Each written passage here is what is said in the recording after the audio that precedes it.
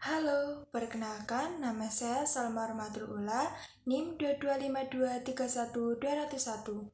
Di sini saya dari Prodi Perbankan Syariah Fakultas Ekonomi Bisnis Islam UIN Raden Mas Said Surakarta. Ingin menyampaikan tugas Islam Budaya Jawa tentang Perjanjian Giyanti.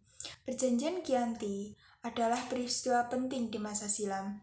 Perjanjian ini lahir atas kesepakatan politik antara Pakubuwana III, Pangeran Mangkubumi, dan Perserikatan Dagang India Belanda atau VOC pada 13 Februari 1955. Nama Giyanti diambil dari tirai lokasi penandatanganan yaitu Desa Janti yang terbaca Giyanti yang dikenal dengan Dukuh Kerten, Jantiharjo, Karanganyar, Jawa Tengah. Di masa silam, perjanjian Giyanti dibuat untuk meredam api konflik yang telah terjadi berlarut-larut pasca perpindahan Keraton Kartasura ke Surakarta. Api dari peristiwa geger pecinan ternyata belum mati. Ketika Mangkubumi yang membantu Pakubuwana II dalam meredam api konflik mendapatkan hadiah sebidang tanah dari Pakubuwana II. Namun, luas tanah yang diberikan ternyata menimbulkan kecemburuan seorang pangeran, mengeluh ketidakadilan tersebut kepada Jenderal Baron van Imhoff, seorang jenderal di Batavia. Lantas mengeluarkan keputusan yang tanah tersebut tidak jadi diberikan kepada Mangkubumi.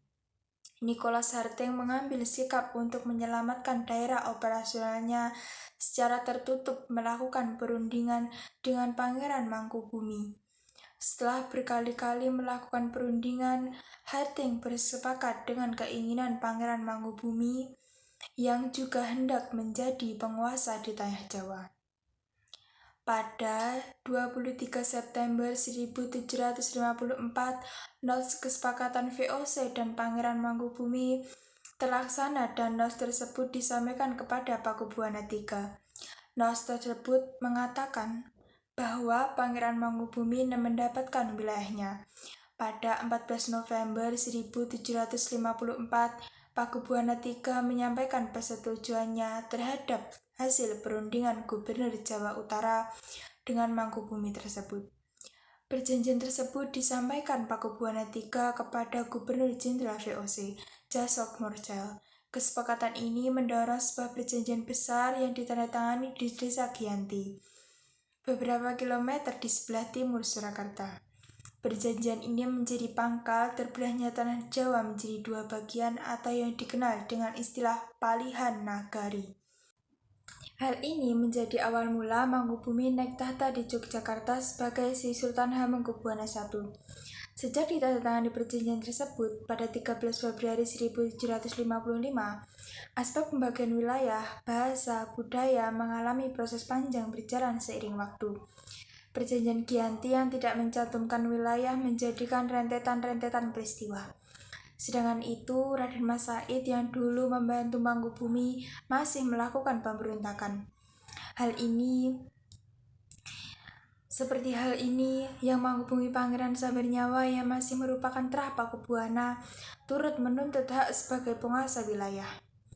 Dalam gerakannya pada Oktober 1755, Pangeran Sambernyawa berhasil mengalahkan satu kelompok pasukan VOC. Kemudian pada Februari 1756, dia juga hampir membakar keraton yang baru didirikan di Yogyakarta. Setelah perang bertahun-tahun, akhirnya VOC menyudahinya dengan perjanjian Salatiga pada 1757. Perjanjian ini menjadikan tanah Jawa kembali terbagi. Di dalam perjanjian ini, Pangeran Sambernyawa mendapatkan sebagian wilayah Kasunanan Surakarta dengan kekuasaan yang dikenal sebagai Kadipaten Mangkunegaran.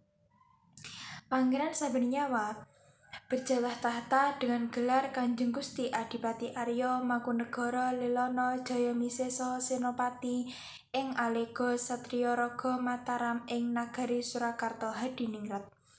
Keterbelahan Jawa ini belum berhenti pada 1813. Kesultanan Yogyakarta juga terbelah dan terlahirnya Paku Alam. Dengan demikian, tanah Jawa memiliki 4 wilayah pemerintahan. Masing-masing tumbuh dengan perbedaan model orientasi politik. Hal ini pun mengantarkan Jawa menjadi rupa yang beragam. Di masa Republik Indonesia, Kasunanan Surakarta dan Mangkunegaran menjadi situs cagar budaya. Sementara wilayah Yogyakarta yang di dalamnya terdapat paku alam menjadi daerah istimewa. Terima kasih.